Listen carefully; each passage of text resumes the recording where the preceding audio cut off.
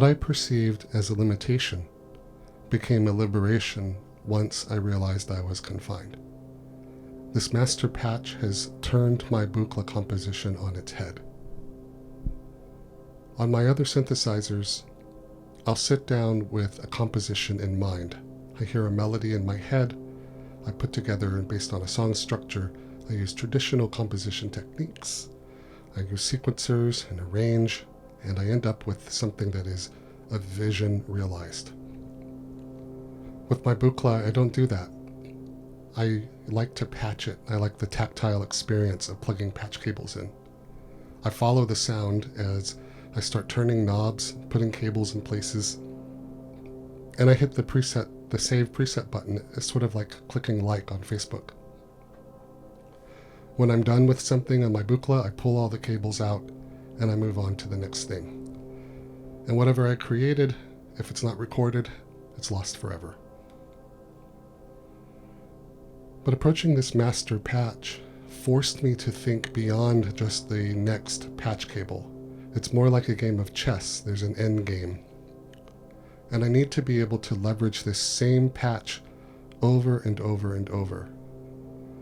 I also need to fully understand it so that I can anticipate what's going to happen when I make a change or when I make a new preset that's based on it. It's been amazing. What I've discovered is that the presets that I create from this master patch are greater than the sum of their parts.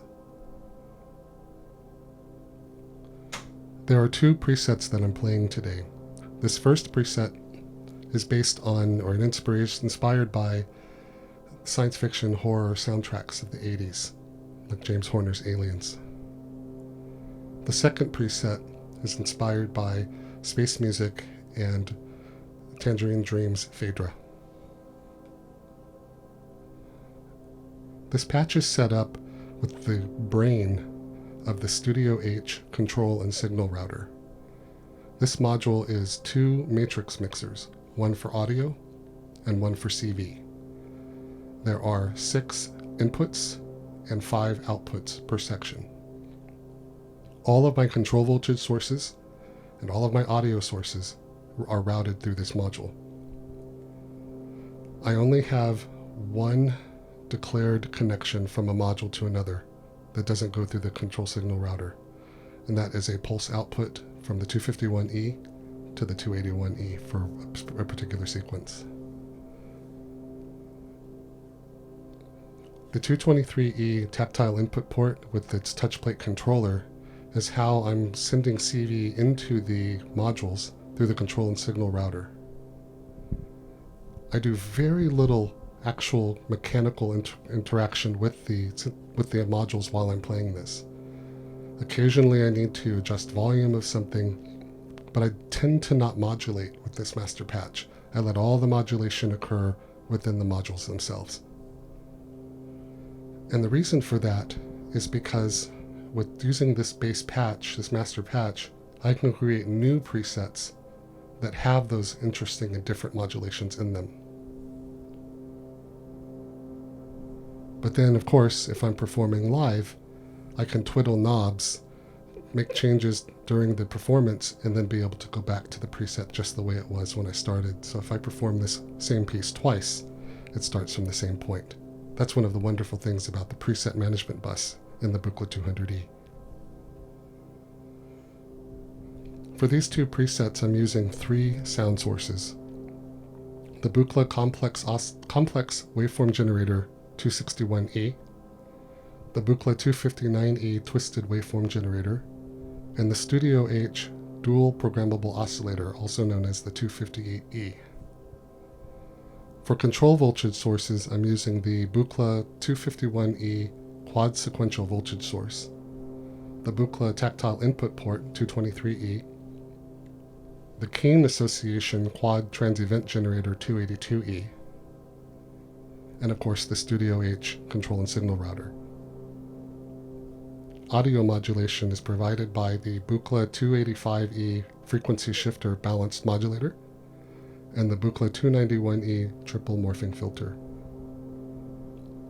CV is routed through the control and signal router to all of the different destinations, the 281E, the quad function generator, and the 292E dynamics manager send things out to the 227E system interface.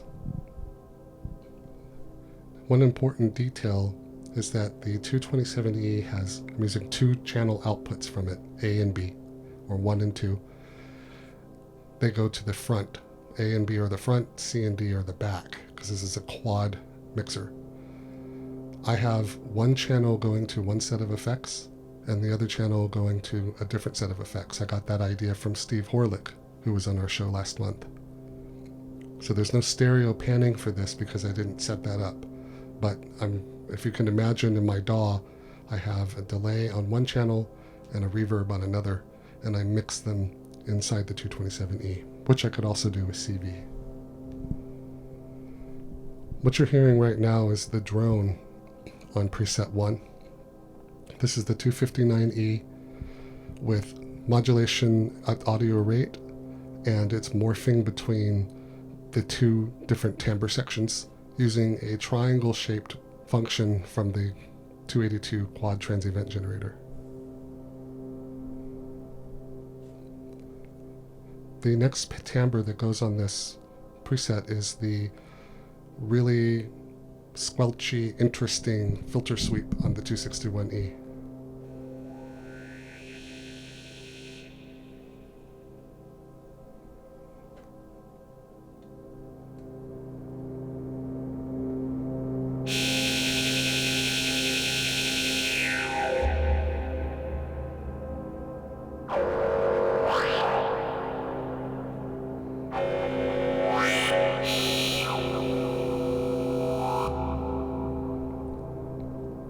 There's also a bass sequence.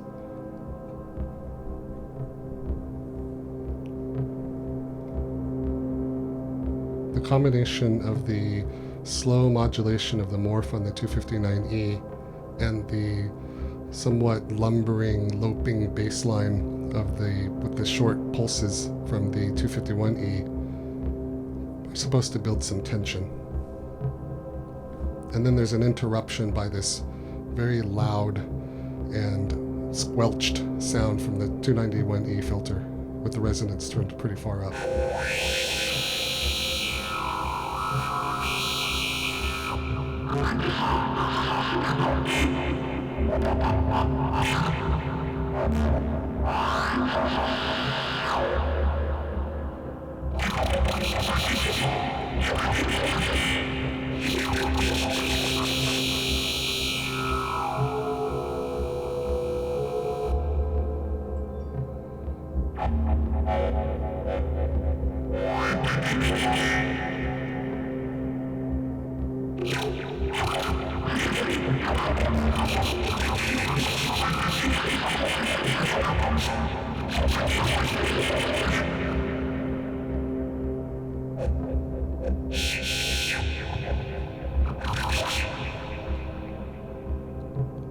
The location CV output of the 223E is routed through the control and signal router to the frequency input of the 291E and the frequency input of the balanced modulator section of the 285E. The 261E's audio output is routed through the triple morphing filter, and the output of the triple morphing filter 291E is routed back into the control and signal router and then routed to the 292E's A section.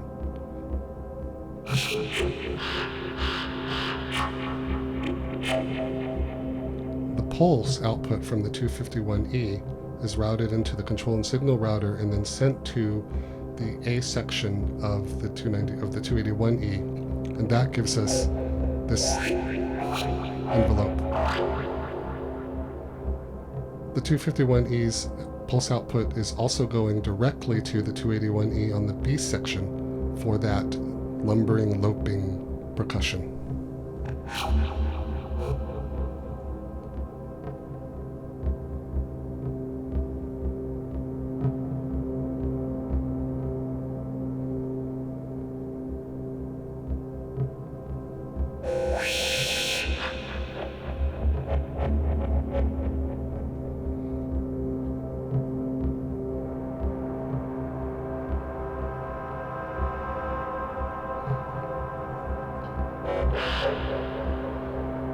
Now I'm going to turn the mem skew knob a little bit on the 259E to give a slight difference in the timbral characteristics of that morph.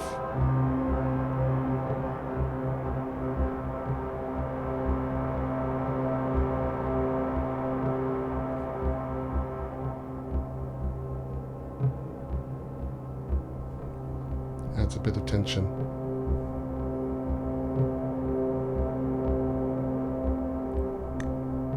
So this piece is slow and dark and moody with some piercing interruptions by that high frequency filter, high resonance.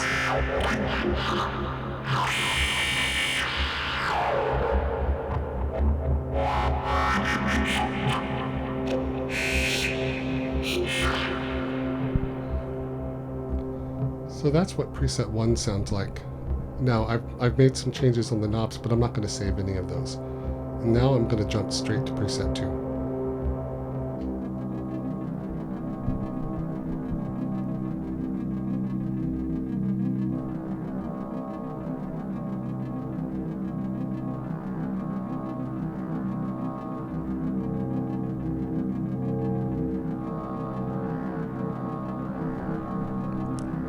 In this patch, the 259E is serving a similar function as in the previous preset, but now the modulation is at a low rate instead of an audio rate. The morph function is again modulated by the 282E, but rather than a simple triangle function, this is a more complex waveform that I've drawn, and it has a 17-second end-to-end time series, so it takes a full 34 seconds for the wave to go to the front and then backwards. The Tangerine Dream Phaedra style sequence is the 258E with some slight FM, and the sequence is running at 180 beats per minute with an eighth note interval.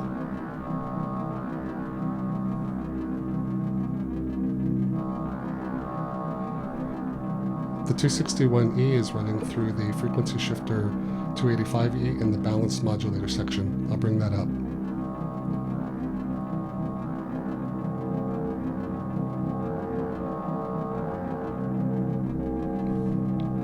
The location on the 223E input controller controls the frequency of the balanced modulator.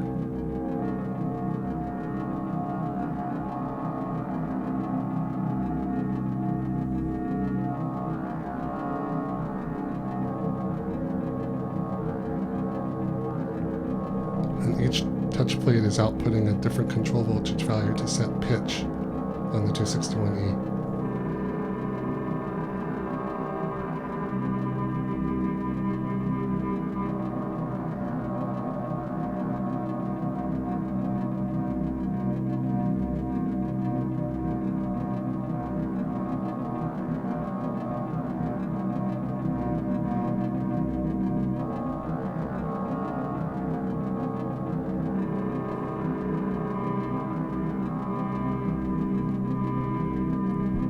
So now I can make some slight changes in the performance to change some of the characteristics of these different sounds. First, I want to transpose this 8-step sequence. So I'm going to do that with the control and signal router.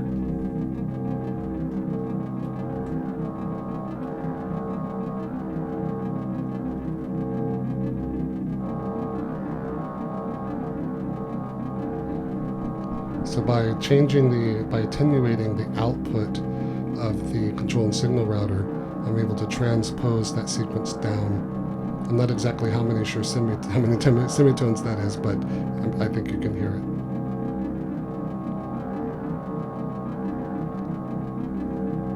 That's very Phaedra-like. When I created this patch, I didn't set out to make it sound like Tangerine Dream's Phaedra. Instead, I wanted to have something coming out of the 251E to make sure that the pulses were being routed properly and all that stuff. So I just chose some kind of random CV values and ended up with this. And then I discovered by modulating or attenuating the CV on the control and signal router I was able to accomplish that Christoph Frank sound of sequencing.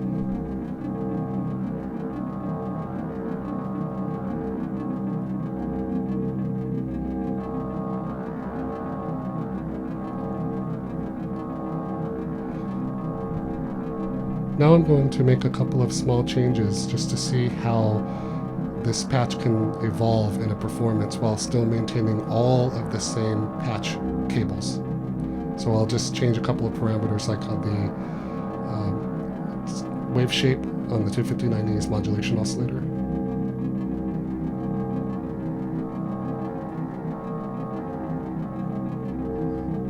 I'll speed up the modulation of morph.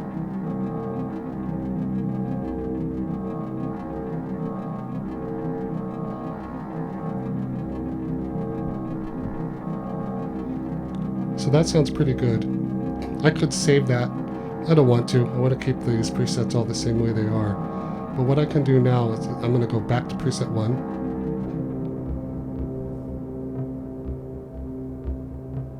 And I'm going to make a copy of that and put it into preset stored 3.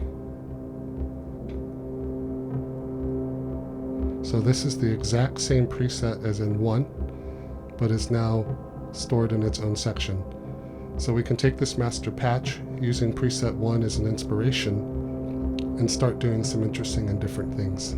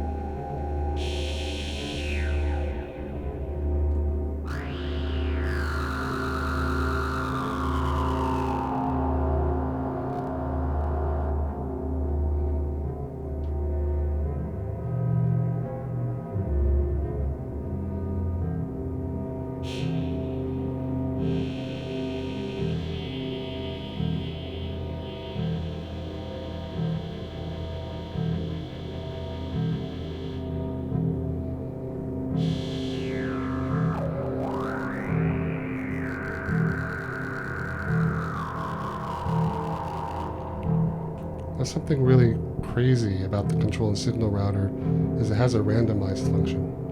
Now, I don't know exactly what's going to happen, but I'm going to randomize all of the routing of the audio. And I'm going to do the same for the CV.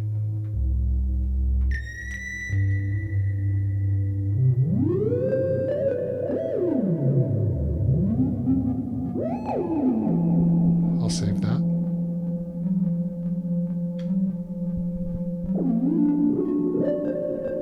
If we don't like that, we can just randomize it again.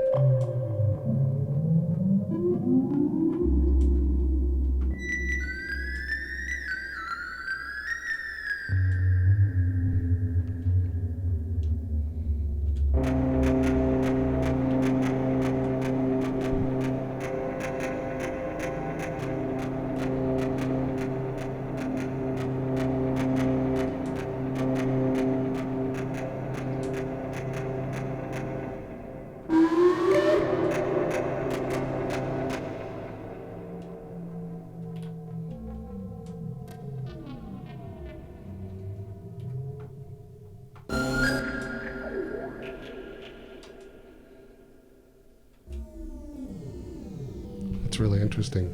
So you could just hit randomize over and over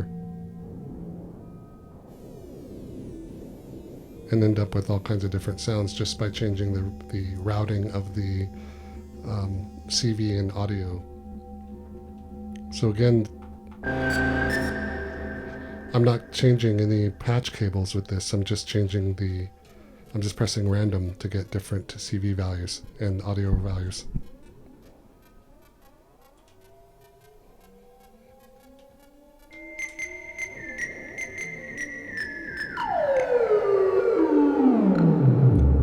save that in preset 3. Now I'll go back to preset 2.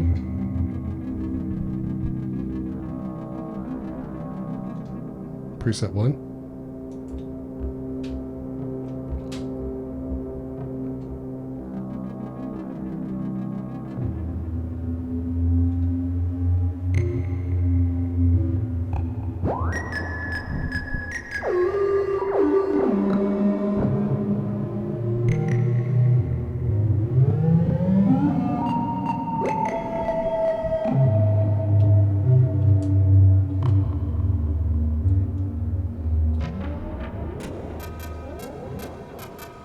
Oh, there's a lot I could do with that. It's actually pretty fun.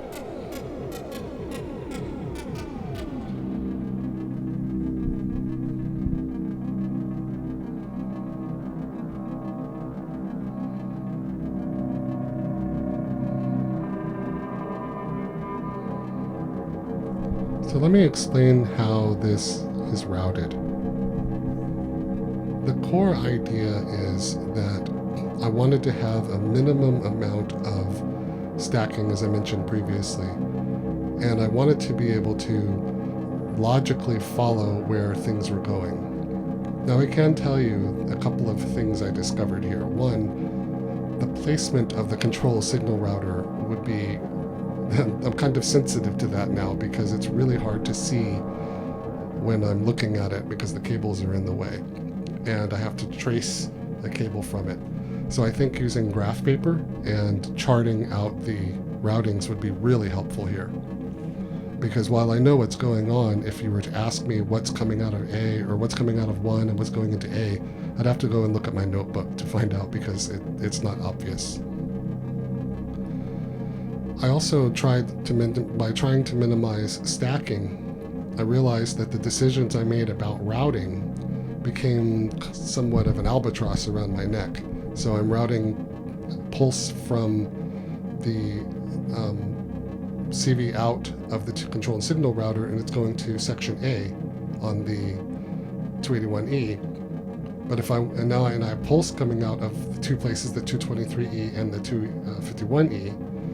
So I've kind of ran out of options there because I needed the pulse to go to two different places. So I did have to stack the pulse output from the 251E to section B of the 281E. But I think with a little bit of planning, I could work around that problem, that limitation.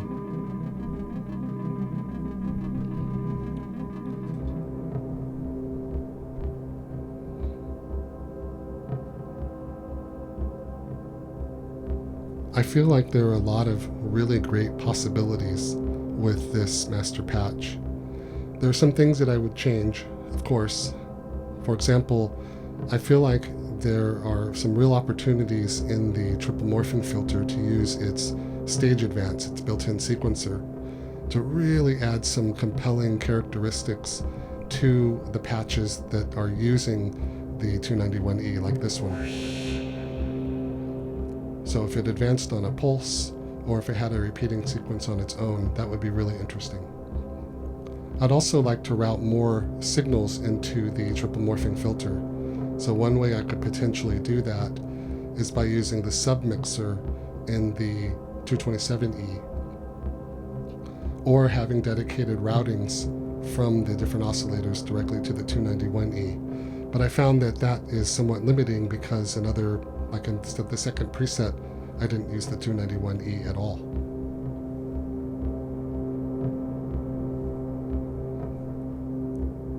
I can see how, from this experience, that if I were to have a more focused set of modules that were designed around or selected around what I wanted all of my musical style to be, that this would be a very rich and fulfilling way to compose music on the Buchla. Richard Lanehart is legendary for that.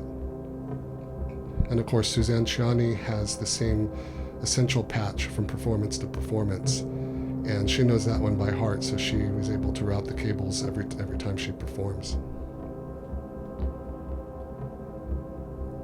One limitation of this experience that I kind of didn't like is that I became beholden to the control and signal router's capabilities. While that limitation was excellent for this exercise, I do feel very strongly that I would not be able to make it the brain of my patch going forward. I would need to have more thought on my part about where I wanted things to route, and only have things going through the control and signal router that I wanted to change on preset switch.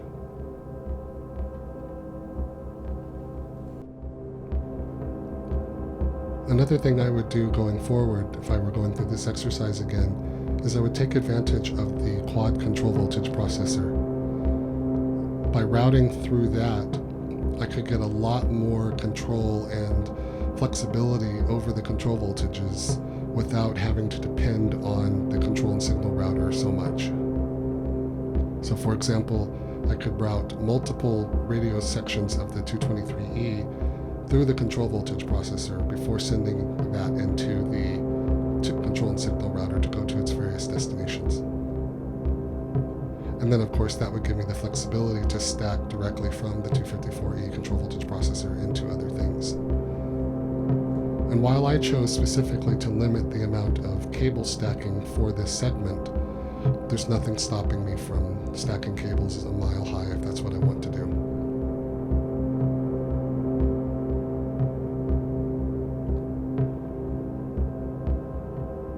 So while making this patch was difficult for me in a lot of ways, ultimately I'm really pleased with how it turned out. And I think that I'm going to unplug all of these cables, sit down, think about what I want to accomplish, get out a piece of graph paper, and start mapping out how I want my modules to connect to each other with control voltage and audio. And then I'll implement that on the 200E, see how that sounds, go back, make more compositional changes with the goal of having that master patch that I can use on a complete album.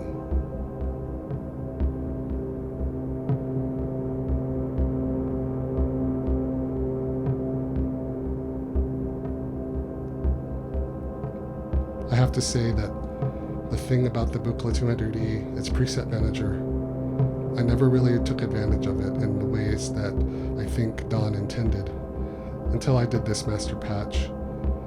And now I just can't imagine living without it. It's more than a like button now.